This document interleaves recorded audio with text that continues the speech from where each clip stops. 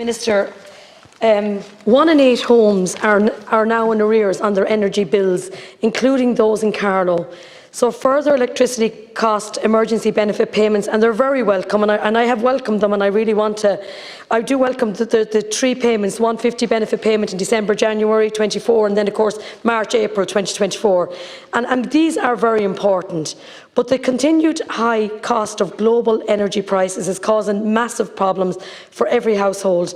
I am disappointed that the delay bill on the windfall tax only covers the 6 months between the last December and June of this year, and does not reflect the fact that the energy companies have been hiking up their prices since September 2021, 6 months before the conflict in Ukraine began. We need full transparency on energy companies' profits. Customers who struggle with rising energy costs over the past 2 years, those that come into my clinics in Carlow, deserve that information, and it should be publicly available. They also need to see better reductions. I am concerned, however, that there is a mechanism for an electricity supplier to refuse electricity costs emergency benefits payments to a customer. I had huge concerns about that, but I welcome that there is now a mechanism for a customer to request for review or on before the 30th of June 2024, stating the reasons as to why the customer wants the refusal reviewed. That's really important for me. I've had several customers on to me about that. I did have some constituents in Carlow tell me that they did not get the last measures because their home was above a commercial property, and as such they weren't able to avail of the commercial supports, which they lived up over it.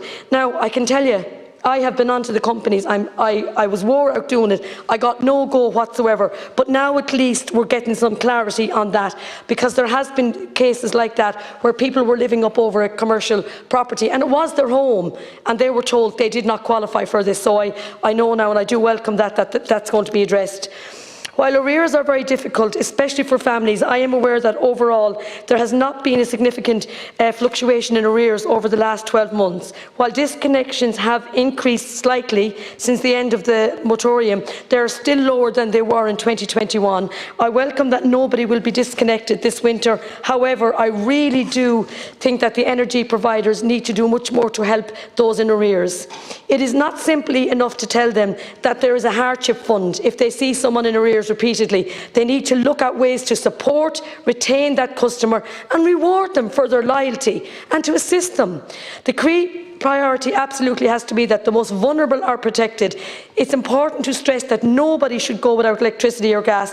If people are struggling with energy bills, the most important is to contact and keep in touch with your energy suppliers. That, to me, has to be the main issue here.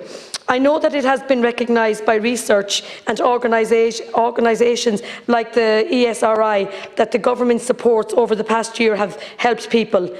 But I would say when anyone that needs additional support for their continued energy supply tries to apply for additional or exceptional needs payment from the Department of Social Protection, they are often refused. Minister, it's a nightmare. You need bank statements, you need information on what you pay out, you need how much you have. I'll tell you the truth, there needs to be a better system.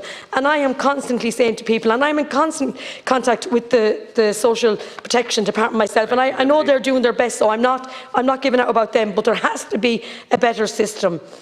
Especially when you consider that, according to the ACER, the European Union Agency for the Cooperation of Energy Regulators, Ireland had the 3rd highest household of electricity prices and the 7th highest household gas prices in 2022. So, Minister, look, we have to help those that are in need. We have to help the most vulnerable. And I know that the government is doing their best. I'm not saying that with all these payments, once-off payments, but I believe that the energy suppliers, they need to do more. Thank you.